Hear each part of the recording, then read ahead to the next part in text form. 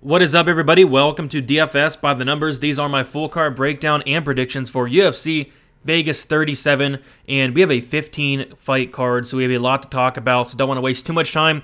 Before we get started and get into the video, if you guys can please leave a like, also subscribe to the channel if you have not yet. Lots of content coming out throughout the week.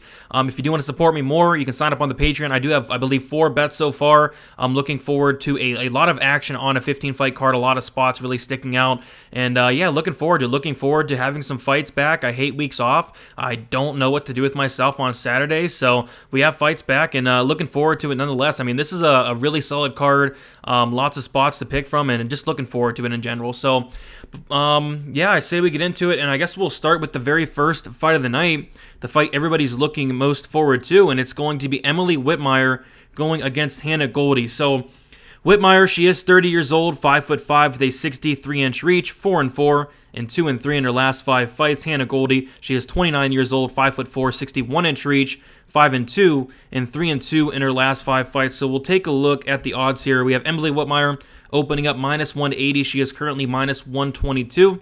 And the Hannah Goldy opening up +155, and she is currently +102 there. And yeah, I think this is going to be a very, very close fight. I could see this going one of two ways.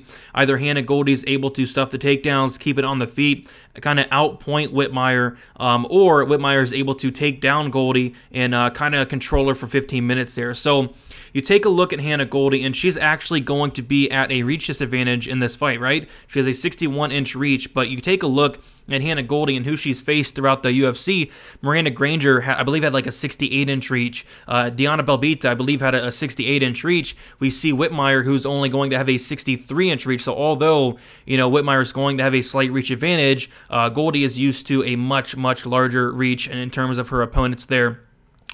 Yeah, as far as this fight, it's really hard to trust Emily Whitmire. You know, she's somebody that's looking very good up until, you know, she's not. She's been caught in a submission 4 different times. She's been finished in all of her losses, all 4 coming by submission. I believe she was finished on The Ultimate Fighter as well by Roxanne Modafferi. So, I mean, she is somebody that you can absolutely never, ever trust, because she can very well be winning this fight. And this kind of has armbar from guard written all over it. I know it's crazy to think about because Goldy, she only has a 20% finish rate, 1 coming by knockout. She has no submissions on her record, but Hannah Goldy just got her purple belt. And again, a armbar from guard would not shock me in this fight whatsoever. Emily Whitmire has dropped the ball more times than not. As far as the pick goes, I'm actually going to go with the underdog in Hannah Goldy. I think she's going to be strong enough to stuff the takedowns, and when it is on the feet, I do love the volume of Hannah Goldy. She is going to be at a slight reach disadvantage, like I said, but compared to her past fights, Belbita and Granger, it's not going to be as bad. So I'm going to take Goldy. I think armbar from guard is live for her. I think her stuffing the takedowns, keeping on the feet, and just outpointing her for 50 minutes is the most likely scenario, and ultimately, I will go that route. I will pick Hannah Goldy to win, and I will pick her to win by decision. And yeah, I'm picking a lot of underdogs on this card as well. It's a card full of dogs, so that's one underdog, and we're going to move on to the next fight here. Next, we have an interesting fight, Gustavo Lopez going against Alateng DEC. We have Alateng, who is 29 years old, 5'5", with a 66.5-inch reach, 14-8-1, and 4-1 in his last 5 fights. Gustavo Lopez, he is 32 years old, 5'5", 67-inch reach, 12-6, and 3-2 in his last 5 fights. And I've been flipping back and forth between this one. This is a very tough fight to call. We do see Alateng DEC opening up -110. He is currently -125. And Gustavo Lopez, he is opening up -110, and he is currently +105. So Alateng DEC, very solid wrestler. I remember watching a fight, I forget which fight it was, but the commentators were talking about Alateng DEC actually tried out for the Olympics, and he did not make it, but it just shows the caliber of wrestling this guy has. And we take a look at Gustavo Lopez, and on paper, he has a 27% takedown defense. So it's a little misleading because Murad Dvalishvili took him down 13 times, which is insane. And by no means does Alateng DEC have the same, you know, wrestling as Murad Dvalishvili, same pace as Murad Dvalishvili. But, you know, Alateng DEC has some pretty solid wrestling himself, so I think the takedowns will definitely be there. On the feet, it's very close. I do like Alateng DEC's power. Doesn't throw a ton, but when he does land, he lands very hard. I don't like that he only lands 2.87 significant strikes per minute, and he's absorbing 5.82. But again, when he lands very hard, and Gustavo Lopez is very hittable. What it comes down to me, though, is going to be the wrestling. I think the wrestling is going to be the big difference in this fight. I think Alateng DEC, if he does fight smart, he's going to get this fight down to the mat. And the reason why I think it's so close is because Gustavo Lopez is very dangerous on the mat. He's actually finished half of his wins by submission, so Alateng DEC is going to really have to mind his P's and Q's. But I think Alateng DEC is going to get the takedowns. I think he's going to get the top control. I think he's going to ride out a decision here. But again, he's going to be playing with fire for this whole fight. Gustavo Lopez is very, very dangerous. I think that if there is a finish in this fight, it's going to come from the Lopez side, as he has a 92% finish rate. This guy's an all-out finisher. Alateng DEC has been finished 3 times by knockout, once by submission. Gustavo Lopez has been knocked out 3 times himself. But yeah, I'm going to take Alateng DEC for the wrestling. I don't love it. This is not something I'm going to bet. It's a very, very close fight, flipping back and forth like I said, but I think the wrestling in this fight is going to be the difference. I think the takedowns are going to be the difference, but again, he's going to really have to mind his P's and Q's on the mat, because Gustavo Lopez is no joke. But I think Alateng DEC is going to be winning minutes this fight with the top control, with the takedowns, and ultimately I will pick him by decision, but very, very dangerous fight for Alateng DEC, but I'll take him to win here. So give me Alateng DEC. Give me Alateng DEC by decision. All right, moving on to a fight that I'm really looking forward to. We have Impa Kasanganay going against Carlston Harris, 2 guys that I'm pretty high on. You have Impa, who is 27 years old, 5'11", with a 75-inch reach, 9-1 and 4-1 in his last 5 fights. Carlston Harris, he is 34 years old, 6 foot, 76-inch reach, 16-4 and 4-1 in his last 5 fights. So we'll take a look at the odds here. Impa opened up -150. He is currently -120. And then Carlston Harris opened up +130. He is currently +100. So money is coming in on the Carlston Harris side, and I totally agree with the line movement, and we'll kind of talk about why. So Carlston Harris did make his UFC debut against Christian Aguilera, looked very good, did what he should have done, and just submitted Aguilera in the first round. I believe he hurt Aguilera prior to that as well. And we'll kind of start with the Harris side first, and I'm just very impressed with this guy. He is somebody that has a ton of experience. I believe he beat Michel Pereira outside of the UFC. He also beat Wellington Turman as well. So it's not like he's going out there and fighting complete bums, right? Like, he has some really solid competition outside of the UFC. One thing I don't like is he is 34 years old. He is coming into the UFC, late in his career, but I think this guy is really talented, and I definitely think he has what it takes to potentially get a win here against Impa. Carlston Harris, he is relentless, to say the least, with his takedown attempts, and what I like about Carlston Harris is, a lot of these guys that come out here with a game plan of, I'm going to wrestle for 15 minutes, don't really have the cardio to back it up, and it's not that for Carlston Harris. Carlston Harris has cardio for days. I was watching one of his fights, and I remember the commentator saying that his opponent was training for a 5-round fight, and Carlston Harris was only training for a 3-round fight. And guess what Carlston Harris went out there and did? He went out there and wrestled for 25 minutes, and he had the cardio to do it. I mean, that's something that I like to see. What I also like to see is this guy has a really good fight IQ. He fights to his strengths. He doesn't go out there and really make a ton of mistakes. He has 20 fights. He's the much, much more experienced fighter in this fight compared to Impa, who I believe his very first pro fight was like early 2019. So Impa's still very young in the game, and you would think that Impa is extremely green, but it doesn't really look like it. Impa looks very, very good, especially considering that he literally started his first MMA, or his first pro MMA fight was, I think, 2019. So, yeah, both these guys I'm very high on, but Impa's never fought somebody like Carlston Harris. I went back and watched every Impa fight I could, and yeah, he gets taken down here or there. Yes, he's very hard to hold down. I have seen him reversed multiple times. Carlston Harris, his grappling is legit. He's relentless with it.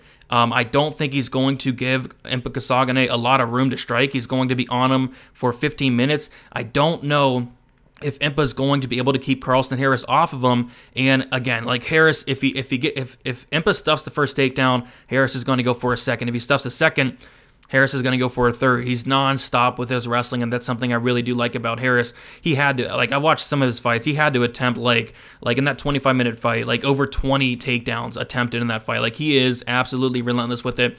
And yes, I do think Impa's takedown defense is very good. I think his get-up game is very good, but again, we don't know, he's never fought Carlston Harris. So I do like Carlston Harris in this fight quite a bit. He's going to be another underdog pick of mine. I think he's just going to be relentless. He's going to come out here with a great game plan. I think he's going to hold Impa against the cage for 15 minutes. I think he's going to take him down. And if he does take down Impa, I think he's very live for a submission as well. Impa's very green on the mat.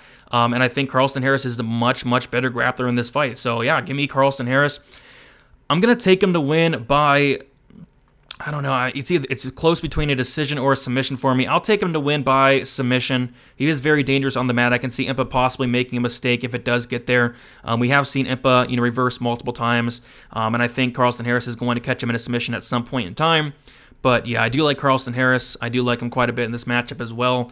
Not sure why he's the underdog. I think there's still some hype on Impa. I remember Impa was like one of the most hyped fighters at one point before the Buckley fight, and Buckley definitely took some of that hype off of him, but I still think he's a fighter that a lot of people do like, and for a really good reason. He's a very likable fighter, but I think Harris is somebody that people might not know about, but Harris is legit. Harris is absolutely legit, and again, it's not like Harris is fighting bums, because he's not. So yeah, I do like Harris in this fight. I'll take him to win by submission. All right, moving on, we have Erin Blanchfield going against Sarah Alpar. Not going to spend a ton of time on this fight. It's pretty simple to break down. Blanchfield, she is 22 years old, very young, 5'4", 68-inch reach, 6'1", or 6'1", my bad, not 6'1", 4-1 in her last 5 fights.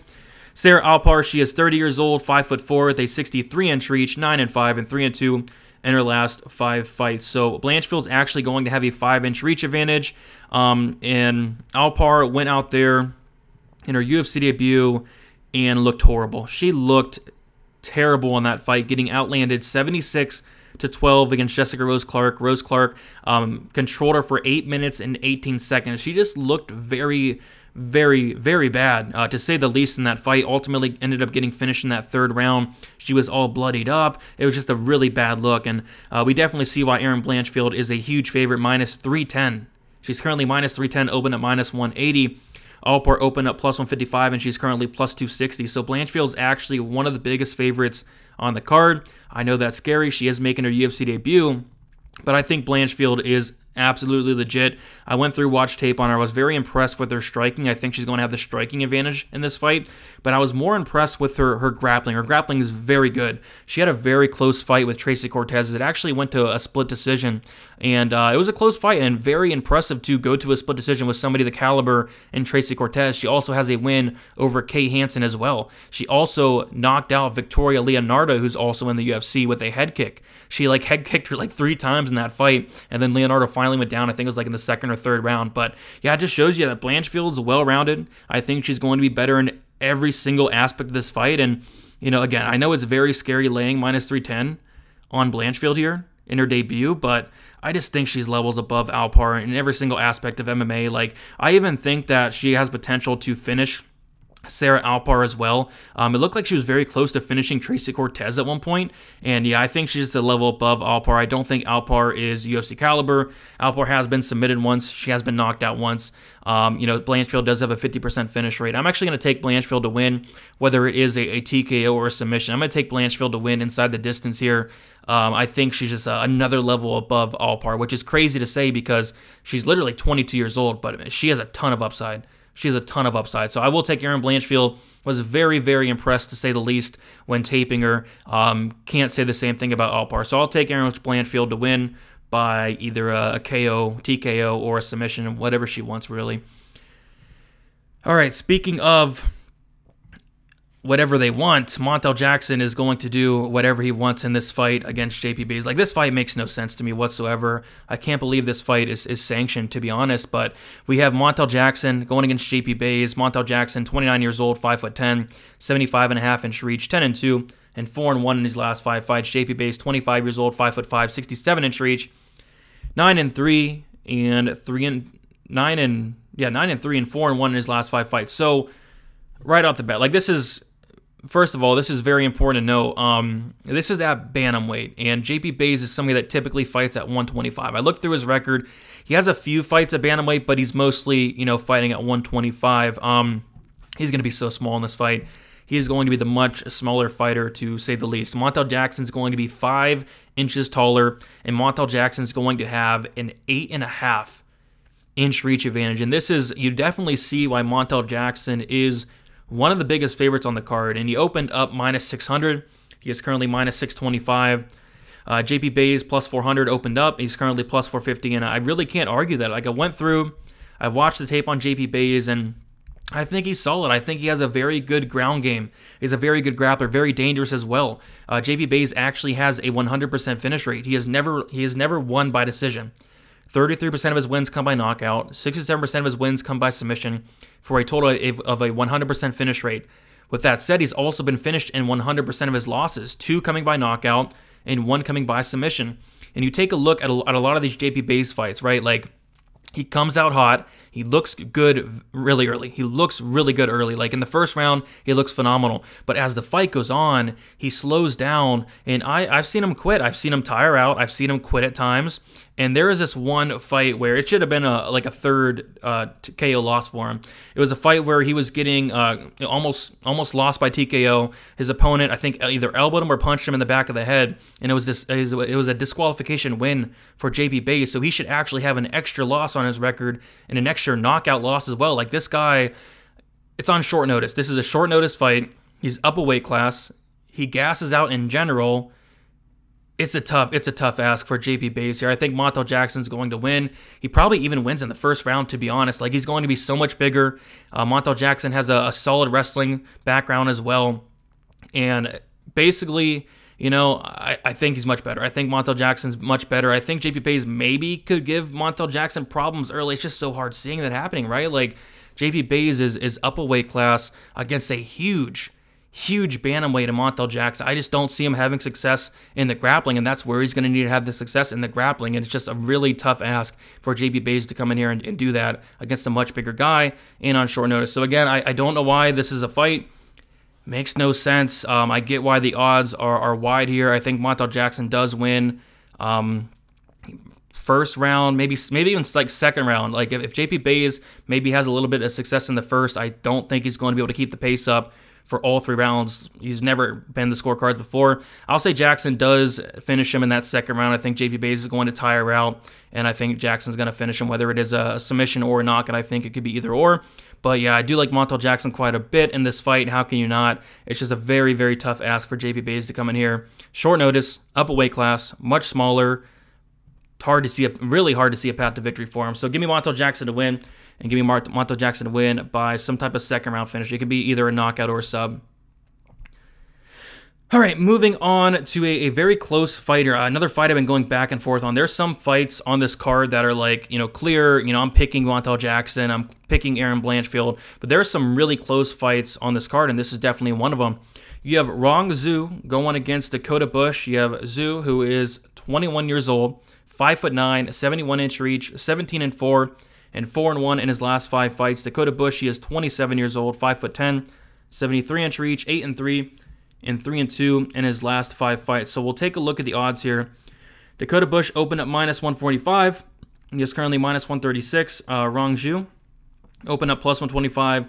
He is currently +116.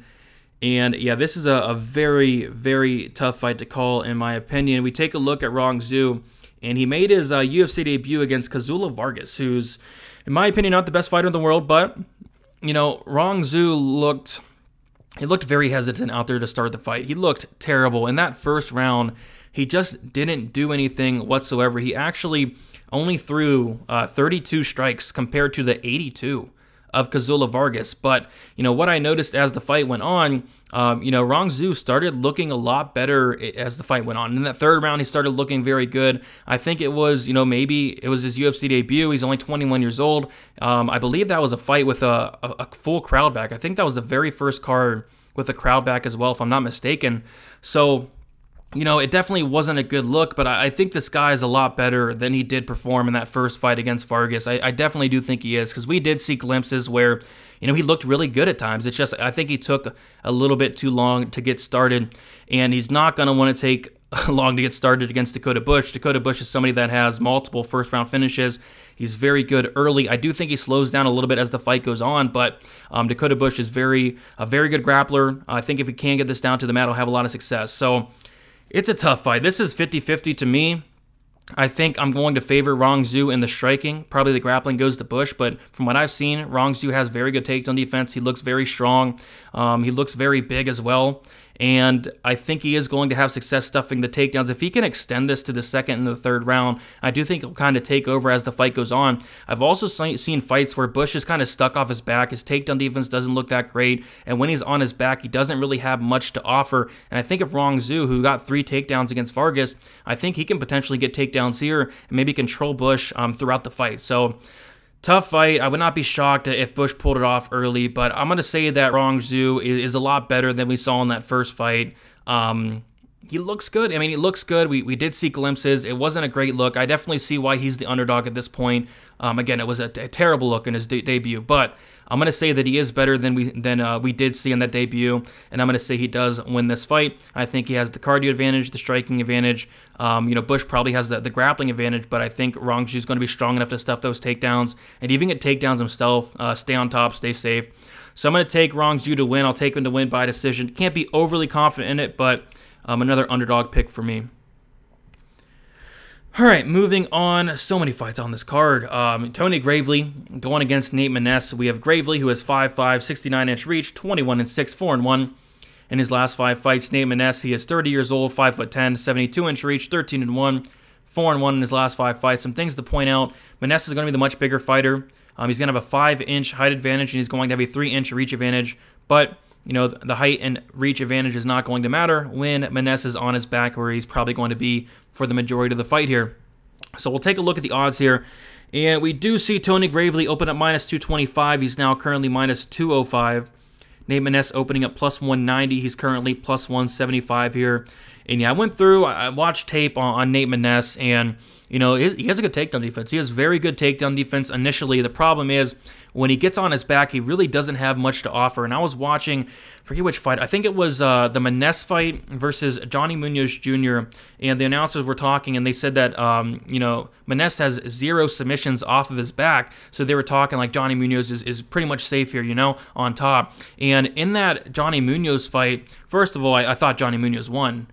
He would have definitely won if, Johnny Munoz did not kick him in the groin 3 times, but in that fight, Johnny Munoz had a lot of success just controlling Nate Maness.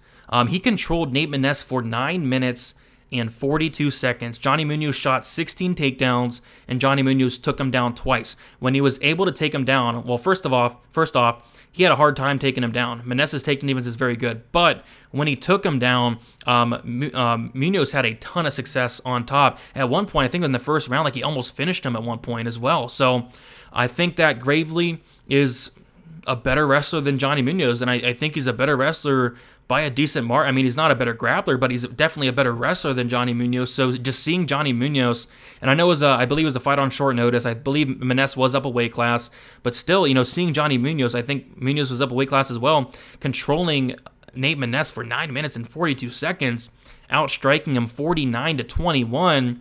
I think Tony Gravely can do that, or even better. I think he can definitely take him down more, control him more, do more damage on top as well. Some things that I want to note is, Nate Maness is probably going to have the advantage on the feet. I like what I see from his striking, but he is so low volume. Thus far, landing 2.4 significant strikes per minute, and he hits very hard. But one thing very important to note, and I think Nate Maness's path to victory is probably a knockout, potentially a submission. But Nate Maness has a lot of power. You take a look at his finish rate, and it's only, I think, 54% finish rate, 31% by knockout, 23% by submission. And Tony Gravely in 27 fights has never been knocked out. Never been knocked out. Very tough guy. He's at a very good camp, I believe American Top Team. His striking's definitely coming along. He's looking a lot better, a lot more comfortable in the striking as well. But I think the big thing here is going to be the takedowns. He's relentless with it. And I think once he does get Maness down, I think he'll have success. I think initially it's going to be tough to get him down, but once he is down, I think he's going to have a lot of success on the mat. With that said, Gravely has been submitted 5 times.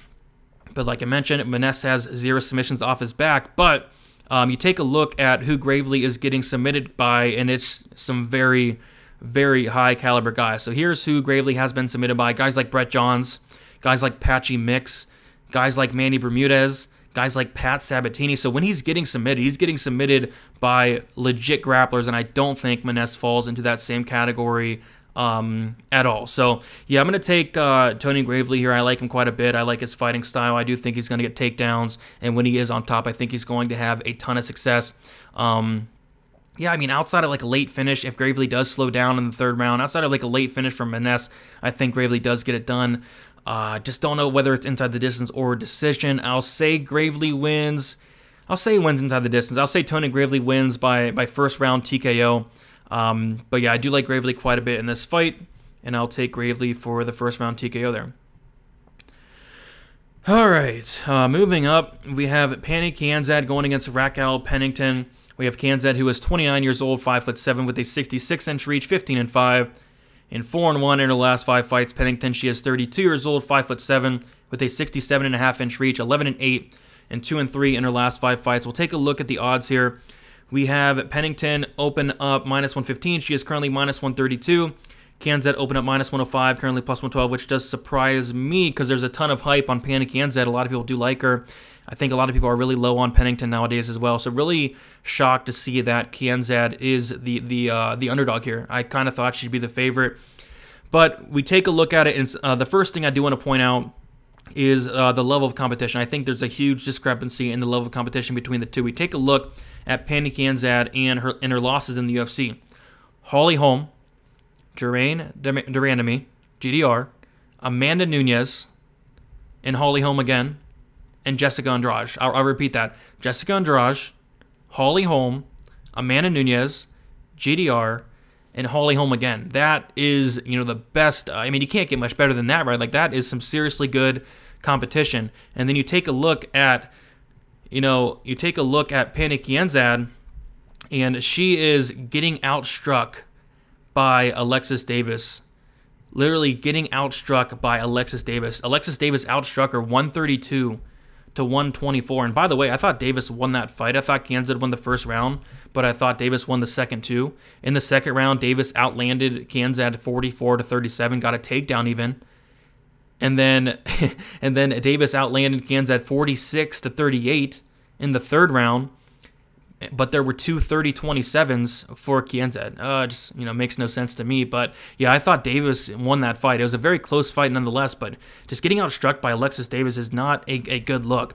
And I think where Pennington's going to have success in this fight is going to be pushing Kanzad up against the cage. And if she can get a takedown, that's where I think she's going to have a lot of success. So Alexis Davis could have easily won the fight.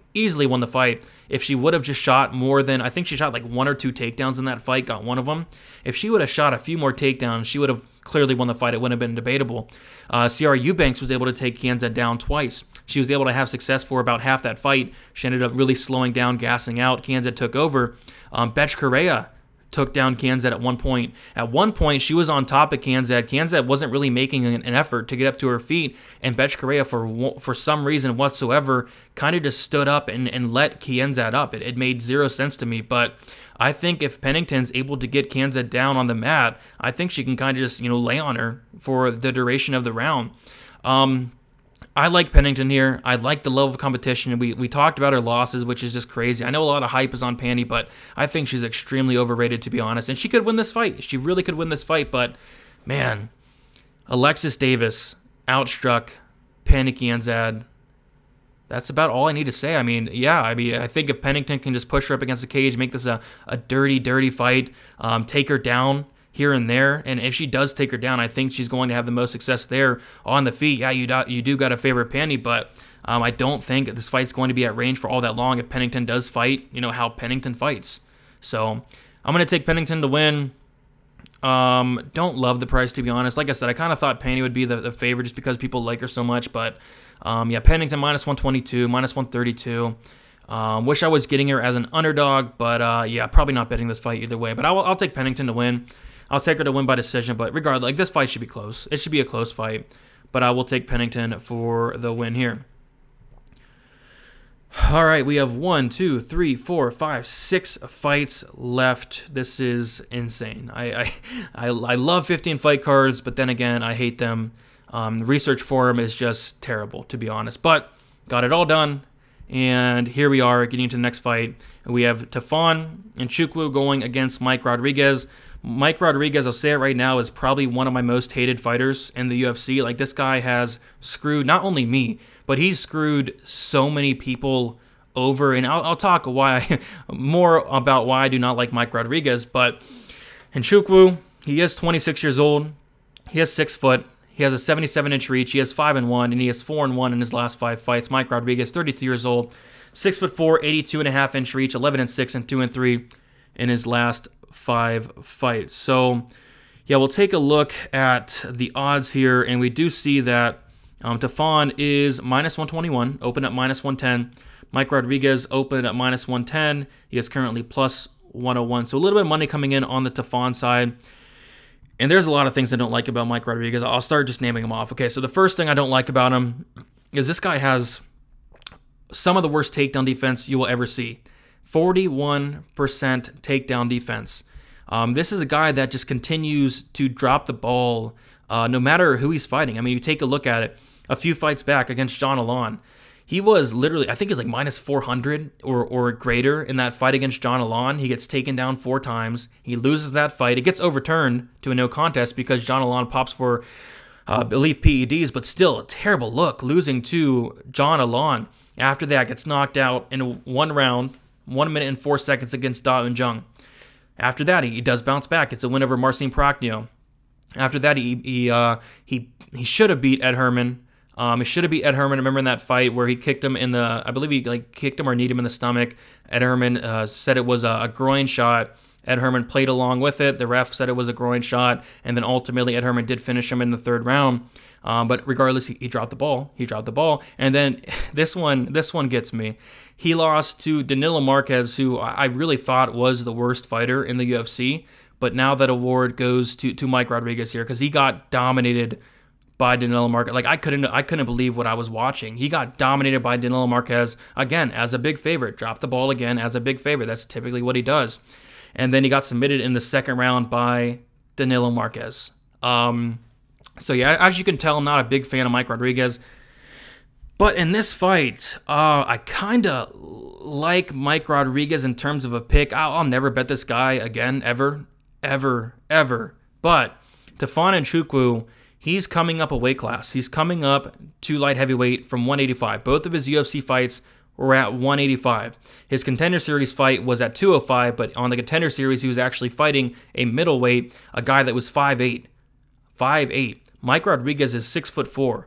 So Tafon is going to be extremely undersized here. Tafon is going to be at a 4-inch height disadvantage and a 5.5-inch reach disadvantage.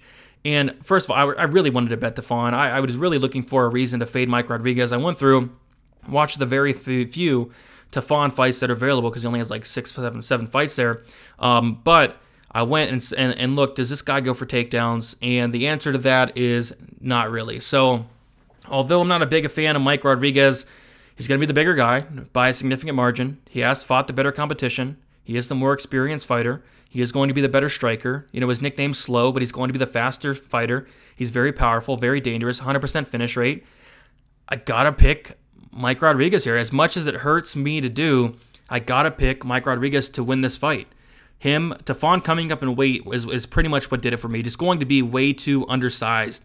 And, you know, not extremely undersized because this is a guy in Tafon that I believe has fought at heavyweight before. But, you know, Mike Rodriguez is a really big light heavyweight. And if Tafon's not able to take down Mike Rodriguez, which I don't think he'll try to, and even if he does try to, is he going to out-wrestle a much bigger Mike Rodriguez for 15 minutes? Maybe. Is he going to knock out Mike Rodriguez? Maybe. I just think I favor the bigger fighter. I favor Mike Rodriguez in terms of the striking. I think Tafon could potentially knock him out, but if not, I got to go with Mike Rodriguez here. I'm going to take Mike Rodriguez to win. I'll say by knockout. Not betting him, but I will take Mike Rodriguez to win. I can't believe I'm picking him to win, but again, I think it's a solid matchup for him. He's a dog. I'm picking another dog here, picking a ton of dogs this week. Forget how many it is. I lost track at this point, but picking a ton of dogs, and he is one of them. Moving on. Enough of that fight. Enough. Speaking of guys I don't like, Antonio Hoyo is another guy that I'm not crazy about. I mean, this is a guy that dropped the ball against Deron Wynn in a spot where I really did like him there. And, you know, Buckley is, 27 years old. He is 5'10" with a 76-inch reach, 12-4, and 3-2 in his last 5 fights. Antonio Hoyo, 32 years old, 6'3", 73.5-inch reach, 9-4, and 3-2 in his last 5 fights.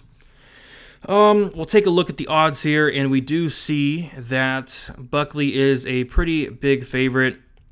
Opened up at minus 190, currently minus 200. Antonio Hoyo opened up plus 165, currently plus 170. So I started watching tape on Antonio Hoyo, and this guy's good. He is very good. He is very talented. I really liked what I saw from Antonio Hoyo. Great body kicks, great head kick, well-rounded, solid wrestling, solid grappling. He's really good. He's a really good fighter. The problem is, he is a really good fighter for about 3 minutes. This guy has the worst cardio I've ever seen. I mean, this guy ranks up there with Rodolfo Vieira for the worst cardio I've ever seen in my life. So he's very talented, he's very good, he's awesome, but he's good for about 3, maybe 4 minutes. And it's just really hard to pick a guy that you know for sure, like if this fight gets extended, he's going to gas out. He has no gas tank whatsoever, and I think it's because he cuts so much weight, right? Like, he's huge. He's 6'3", at middleweight. He cuts a ton of weight to get down there, and I think that's why his gas tank's so bad. So, yeah, no way am I picking Antonio Hoyo. I thought about it, but just seeing him slow down so much in every single fight, even in fights like not much is going on, like he still gasses out bad. Like it's insane. It's terrible. And not only that is he not only has the worst cardio I've ever seen in my life, he has the worst takedown defense I've ever seen in my life. He has a 32% takedown defense. Horrible. That's worse than Mike Rodriguez. Mike Rodriguez has a 41%. Antonio Hoyo has a 32%. So although I don't really expect Buckley to go out there and shoot takedowns, Buckley does go for takedowns here and there. If I was Buckley, I'd just take this guy down. I'd take this guy down, stay safe on top, and kind of ride out the round there because, Hoyo, especially, late in the fight, he's not going to be able to get back up to his feet, you wouldn't think. I think Buckley is going to have to mind his P's and Q's in that first round. If Buckley can survive the first round, I think he wins his fight. But, saying that, like, Hoyo's live. He's very live in the first round. Again, he's very good. He's very good, but he's very good for about 3 minutes, maybe 4. So, yeah, if you like Hoyo, maybe bet him in the first round, but I'm going to go with a guy that I think has more ways to win, and that is going to be Buckley. Buckley does not have the best gas tank himself, but any gas tank is better than Antonio Hoyo's, even Rodolfo Vieira, guys like that. I've never seen anything like it in my life. So, yeah, I'll take Buckley to win. I'll take Buckley to win by second round knockout after Antonio Hoyo does gas out. Moving on. Armen Tsarukyan going against Christos Giagos. Tsarukyan, 24 years old, 5'7", 72.5-inch reach, 16-2 and 4-1 in his last 5 fights. Christos Giagos, 31 years old, 5'10", 71.5-inch reach, 19-8 and 4-1 in his last 5 fights. We'll take a look at the odds, and Armen Tsarukyan is the biggest favorite on the card. Open up minus 300, and he is currently minus 800. And then Giagos open up plus 250, and he is currently plus 500. And yeah, I can definitely see why. So I'm very high on Armen Tsarukyan, as are probably a lot of people. I mean, the very first time he caught my eye was his debut. It was his debut against Islam Makhachev, somebody you might know. And I think he was like 19, maybe 20 years old at the time. Let me take a look. I think he was 21 or 22 years old against Islam Makhachev in his debut. And Makhachev clearly won, about every round in the fight. I think it was, 30-27, 30-27, and 29-28. So Armen actually took a round off of Islam on one of the judges' scorecards. I personally scored it 30-27 for Islam all 3 rounds. But regardless, he made it competitive at times. He made it very competitive at times, and I was shocked. I was very shocked to see that Armen Tsarukyan looked solid in that fight. Although he did lose, it was a great performance. He even took down Islam Makhachev as well. I'm not 100% sure, but I think Armen might have came in on short notice. Don't quote me on that, but he might have came in on short notice. It was so long ago, I forget. But regardless, going in there against Islam Makhachev, clearly losing, but being competitive at times, that's something that really stuck out to me. I mean, he goes on, he beats OAM, he goes on, he beats Davi Hamosh, and then he goes on and beats Matt Frivola, taking him down 10 times. And what I really like about Armen Tsarukyan is he's relentless. with his wrestling, attempts a ton of takedowns. He was attempting a ton of takedowns against Islam Makhachev. He attempted 12 takedowns. 12 takedowns against Islam Makhachev. I mean, that just shows you the confidence this guy has.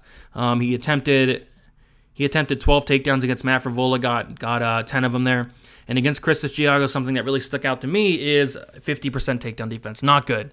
Not good at all against Armen Tsarukyan. Another thing is Christos Giagos, not the best gas tank. We have seen him slow down in the past. I remember against Carlton Minus, where Minus actually, I believe, like won the third round in that fight. After Giagos did slow down in the first two, Giagos dominated Minus in those first 2 rounds, and then Minus actually made it very competitive. Carlton Minus, who in my opinion probably should not be in the UFC, was able to make it really close in that third round against Giagos. If Giagos slows down against Armen Tsarukyan, he's getting finished. You can maybe get away with it against a guy like Carlton Minus, but you're getting finished by Armen Tsarukyan if he does slow down, and I think he will, especially with the pace that Armen Tsarukyan is going to put on him. I think Armen Tsarukyan is going to get a late finish here. And you take a look at it, Armen Tsarukyan has 0 finishes in the UFC in his 4 fights. But, Davi Hamash, very hard to finish. OAM, very hard to finish. Islam Makhachev, he's not finishing Makhachev. Matt Frivola, he's somebody that he probably should have finished, but I think this is a good opportunity for Tsarukyan to not only win this fight, but get his very first UFC finish against Christos Giagos, who has been finished a handful of times. Giagos has been finished 4 times by submission and once by knockout. He's been finished 5 times in his 8 losses. I think Tsarukyan does get a finish here. I think it's late in the fight after Giagos definitely does slow down, definitely does gas out. And I'll take Armen Tsarukyan to win by 3rd round submission. And yeah, I definitely get why he's a big favorite here. I think Armen is the real deal. Potentially contending for a title one day. Very, very high on this guy. And he's only 24. He's only 24 years old, which is crazy. But moving on to the next fight here, we have Mandy Baum going against Erin Lipski, which should be a very interesting fight. We have Mandy Baum, who is 32 years old, 5'6" with a 70-inch reach, 7-0. Obviously 5-0 in her last 5 fights. She's undefeated. Erin Lipski, 27 years old, 5'6" with a 67-inch reach, 13-7, and 2-3 in her last 5 fights. So Baum, she lost her MMA debut. It says she's undefeated, but she literally lost her MMA debut by submission. Not sure why it got ruled a no contest, but I watched her get submitted. I was like, what's going on? I thought she was undefeated. But, yeah, don't know what happened there, but she probably should be 7-1, so that's weird. But regardless, very interesting fight. I went and watched a lot of tape on Mandy Baum, and, I was very impressed with what I saw. She has very good striking, and the grappling's really solid as well, solid takedowns.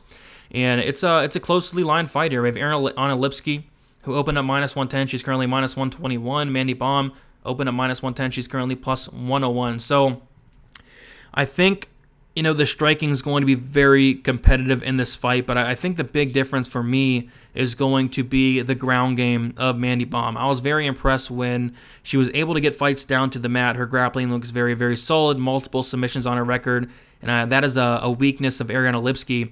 She has a 42% takedown defense in Lipski. She has been finished on the mat several times, and we take a look at Lipski's record in the UFC. She gets taken down by Joanne Calderwood once. She gets taken down by the boxer and Molly McCann twice. She gets taken down by Isabella De Pardo 2 times. The only fight she doesn't get taken down is the Luana Carolina fight. But after that, she gets taken down by Antonina Shevchenko. She made Antonina Shevchenko look very good. She tricked the odds makers in putting Antonina Shevchenko as a favorite against Andrea Lee. Like, she made Shevchenko look like she was legit when we all know that she's not. She's the bad Shevchenko. And she got finished by Shevchenko on the mat. And then after that, Montana De La Rosa, I had a bet on De La Rosa. I think I got it like -200. Very, very easy bet there because De La Rosa is going to take her down. She's going to either submit her or knock her out, and that's just what she did. She took her down twice. She got her out of there with her very first knockout victory for Montana De La Rosa. So, although I think the striking is going to be competitive, I think Mandy Baum, if she comes out here with the game plan of I'm going to take down Erin Lipski, I'm going to expose her horrible takedown defense and her horrible ground game, I think she's very live to not only win this fight, but potentially even get a finish as well. So I'm going to take the underdog in Mandy Baum. It's a little bit of a risk because she has not fought the better competition. Lipski's fought the better competition. Lipski, the more experienced, but I think Baum has a path to victory, and that is getting the fight down to the mat. And once she does, I think she can have a lot of success down there. But again, not something you can be overly confident on. Baum making her debut, but the path to victory is there. So I'll take another underdog and Mandy Baum for the win, and I will take her to win by second round, either a TKO or a submission there. But yeah, I'll take Mandy Baum to exploit that terrible, terrible takedown defense and ground game of Erin and Lipski. Moving on. So we have a short notice replacement here. We have Cameron Van Camp going against Nicholas Motta. Motta was supposed to fight Jim Miller, and Miller pulled out. I believe he got COVID, which sucks. But Van Camp's coming in on short notice here. And Van Camp, he is 28 years old. He is 6'1". Not sure on the reach, 15-5-1 and 4-1 in his last 5 fights. Nicholas Motta, 28 years old, 5'9", 70-inch reach, 12-3 and 4-1 in his last 5 fights. So kind of a similar matchup to the Jim Miller fight, right? Like Van Camp is going to want to take down Nicholas Motta. He's definitely not going to want to stand with him, and I'll kind of tell you why he does not want to do that. But first, we'll get to the odds here, and I completely disagree with how wide these odds are. Motta opened up -205, and he is currently -310. Van Camp opened up +175. He's currently +260. I think that's way too wide. Like I watched tape on Van Camp. Not the best competition in the world, but he's pretty solid, very solid ground game, decent wrestling as well.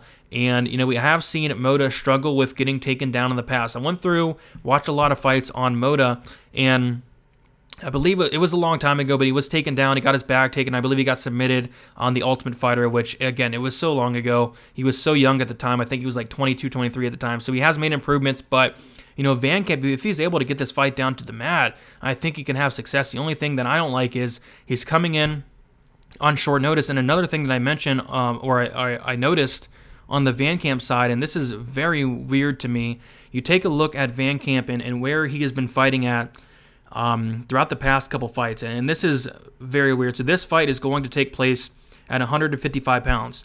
The fight prior to that at 170. The fight prior to that 170, 170, 170, 170 against Thomas Gifford, 155. So he's been fighting at 170 for his past 5-6 fights, and now on short notice he's going to cut down to 155 pounds. Like, that makes no sense to me. That is really weird. So I kind of want to see what Van Camp looks like on the scales, because he just literally got notice for this fight like a couple days ago, right? So yeah, I'm curious to see if he's able to make this weight first off, but yeah, how he looks on the scales after that. With all that said, I'm still going to go with Nicholas Motta. I mean, I'm really impressed with what I see in terms of this guy's striking. Very good power. He hits like an absolute truck. Tons of knockouts on his record. He's going to have the striking advantage. Van Camp is very, very hittable. If he's not able to take down Motta, he's going to get knocked out. If Van Camp's able to get down Motta, maybe he gets a submission. So I don't like the line. I think it's too wide, but I'm not going to pick the short notice guy. Again, him coming down a weight class on short notice is very, very weird. I want to see what the weigh-ins look like, but I'm going to go with the guy that is more prepared. I'm going to go with the guy in Nicholas Motta who hits like a truck, and I'm going to take him to win by first round knockout. But, Van Camp, he's not bad. Like, I was pretty impressed with what I saw. But short notice, tough ask. The weight cut's a concern. I'll take Motta. I'll take him to win by knockout. All right, 2 fights left, and we have the co-main event. We have Ion Cutelaba going against Devin Clark. Pretty simple fight to break down, but we have Cutelaba, 27 years old, 6'1", with a 75-inch reach, 15-6-1, and 1-3-1 in his last 5 fights. Devin Clark, 31 years old, 6 foot, 75-inch reach, 12-5, and 3-2 in his last 5 fights. We'll take a look at the odds here. And we have Ion Cutelaba opening up -105, currently -145. Devin Clark opening up -115, and he is currently +125. So, yeah, I mean, Ion Cutelaba is a guy that if he does not get the first round finish, you have serious concerns about him winning the fight. This is a guy that I believe has only won 1 decision in his entire career in Ion Cutelaba. He has a 93% finish rate, so he is very, very dangerous. Let's talk about that first. He's very dangerous. He comes out like crazy. He throws bombs. Solid wrestling. We saw him take down Dustin Jacoby like 8 or 9 times in 1 round, and then completely gassed out and loses those next 2 rounds. But You know, Devin Clark is somebody that is very hittable. I think he's very chinny. And I think Cutelaba probably does knock him out in the first round. The problem is, with betting Cutelaba, if he does not get him out of there in the first round, you're going to be very concerned about your bet, right? But Devin Clark has been finished in all of his losses. All 5 of his losses. 2 coming by knockout. 1 coming by submission. I think Cutelaba finishes him here early. I think he finishes him in the first round. You take a look at Devin Clark. He got finished by Anthony Smith in the first round. Finished by Ryan Spann in the second round. Finished by Alexander Rakic. Finished by Jan Blachowicz. And finished by Alex Nicholson. Has been finished in every single one of his losses. Ion Cutelaba, when he does win, it's more than likely going to be early. First round finish over Khalil Roundtree. First round finish over Antigulov. First round finish over Henrique da Silva. And then a decision win over Jonathan Wilson. So 3 finishes in the UFC. All 3 of those finishes coming in the first round. I think he does finish Devin Clark here in the first round, but it's hard to trust Cutelaba. If you want to bet Cutelaba, probably just bet him the first round. Because after the first round, I have serious concerns about that cardio. But yeah, I like Cutelaba in this fight quite a bit, to be honest. And I'll take him to win by first round knockout. I think he knocks out Devin Clark very early. And we finally made it to the main event. Felt like forever, but we're going to keep it around an hour here, which is awesome. But yeah, me and Uncle Weezy broke this fight down on our main event deep dive. Go check that out. We made a lot of great points. I'm going to kind of give the condensed version here. But we have a really good main event. We have Anthony Smith going against Ryan Spann. Anthony Smith, 33 years old, 6'4", with a 76-inch reach, 35-16, and 3-2 in his last 5 fights. Ryan Spann, 30 years old, 6'5", 81.5-inch reach, 19-6, and 4-1 in his last 5 fights. So we'll take a look at the odds here, and then we'll get to the breakdown. Anthony Smith opened at -160. He is currently -164. Ryan Spann opened at +140. He is currently +144. So, yeah, I do want to get into some of the stats on this one. And I did not talk about really any stats throughout the video all that much because I kind of wanted to get through these fights fast. But this is a fight where I do want to, dive a little bit deeper into the stats for you guys. So, Anthony Smith does land 3 significant strikes per minute, 47% accuracy, and he absorbs 4.36 significant strikes, which is something you never like to see, that negative significant strike differential, and is a negative 1.36 significant strike differential with a horrendous 42% striking defense. Anthony Smith is very, very hittable, absorbing more than he gives out. Not good. Ryan Spann lands 3.55 with a 45% accuracy, absorbing 3.45 significant strikes for a positive 0.10 significant strike differential and a 47% striking defense. I think the striking is very close, but Anthony Smith being that hittable against someone that hits very hard in Ryan Spann, that's not a good combination. But I think the biggest aspect of this fight is going to be the grappling stats. Anthony Smith averages 0.47 takedowns per 15 minutes, 28% takedown accuracy, not the best wrestler, 47% takedown defense, a horrible takedown defense, Anthony Smith. Ryan Spann averages 1.72 takedowns per 15 minutes with a 41% takedown accuracy and has a 60% takedown defense. I think Ryan Spann can take down Anthony Smith whenever he wants. We saw Jimmy Crute in Smith's last fight come out there with the worst game plan he could possibly have. I mean, to beat Anthony Smith, what do? You literally take him down. You take him down. His takedown defense is non-existent. His get-up game is non-existent, and Jimmy Crute did not decide to wrestle up until he literally broke his leg, I think, or he hurt something in his leg, and then a one-legged Jimmy Crute was able to go out there and get 3 takedowns on Anthony Smith. Just shows you how terrible Anthony Smith's takedown defense is. It's an interesting fight. It's a very interesting fight. Both guys are finishers. This is not going the distance. I'd be shocked if it did. 91% finish rate for Smith, a 84% finish rate for Spann. Anthony Smith has been finished a massive 13 times, 9 by knockout, 4 by submission. Spann's been finished 4 times out of his 6 losses. This is going to finish inside the distance. I think it's either going to be Spann early or Smith late. Like Smith is path to victory. His path to victory is getting beat up for 2.5, maybe 3 rounds, and coming back and winning. And that's how we see Anthony Smith win a lot of fights. Against Alexander Gustafsson, I believe it was 2-1 going into the 4th round. Smith was able to finish Gustafsson in that 4th round. Against Volkan Oezdemir, he was down, I think, 2 rounds in that fight. Is able to finish Oezdemir in that 3rd round. Who else? There's so many scenarios where he's losing the fight up until he's not. Andrew Sanchez. I think Andrew Sanchez was either up. It was either 1-1 or 2-0 Andrew Sanchez. Anthony Smith comes back in the 3rd round and finishes Andrew Sanchez. So we see a lot of times, like, Smith is notorious for getting beat up until his opponent gasses out. Like, his opponents get tired from beating the crap out of him. So that's his path to victory. His path to victory is Ryan Spann making a mistake or Ryan Spann gassing out as the fight goes on. So seeing him as a favorite really shocks me here, to be honest. I mean, I get he has more experience. He has double the fights. I get he's fought the much better competition. But when your path to victory is getting beat up and your opponent getting so tired from beating you up, it's just really weird seeing Anthony Smith as a -190 favorite here, because I do see path to victory for Spann. I think Spann has a ton of power. I think Spann has the takedowns.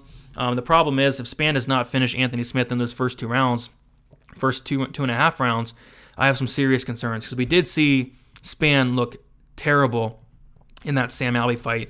Sam Alvey arguably could have very well won that fight. Like, Sam Alvey actually, this is horrible. Sam Alvey outlanded Ryan Spann 25-20, even hurt Spann at one point. Looked like he was about to knock him out. When you're getting outlanded by Ryan Spann, I have some serious concerns. Even in the first round, Sam Alvey, a guy notorious for low volume, outlands Ryan Spann 17-9 in the first round, but Spann was able to get 2 takedowns, 2 minutes of control time.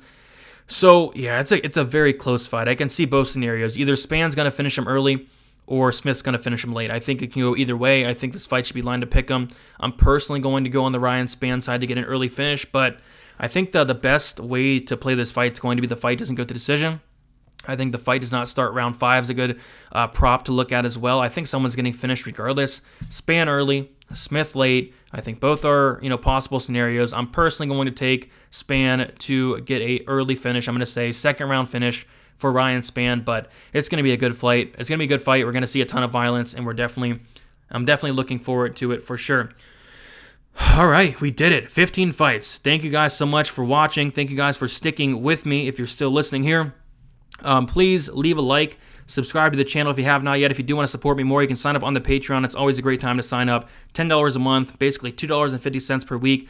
With that, you get early access to my bets. I have, I think, like 4 bets thus far, maybe 5. Beating a ton of live movement thus far, and then getting ready for the next card, which is UFC 266.